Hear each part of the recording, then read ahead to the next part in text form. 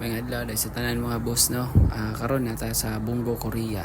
So nadre mo shop Matinapangi anong na location.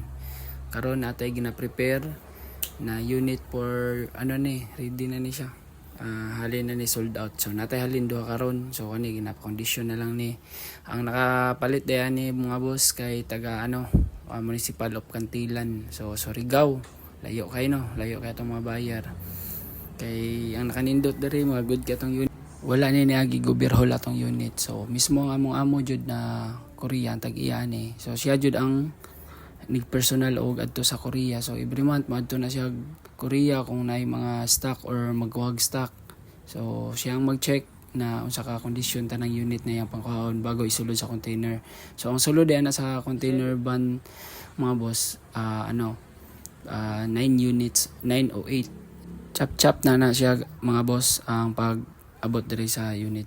And then kung gusto mo personal jud ka na mag-unloading mo, PM lang ko ninyo tas magdala mo mekaniko para kamo mismo makapili sa nindot na unit.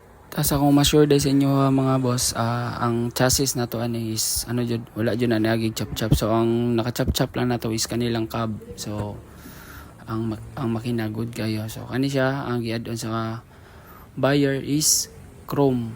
Then basic lang sticker, backing camera og touchscreen. Og mangutana mo sa unsay inclusion sa tong unit mga boss, ang inclusion na to is ang stock lang jud.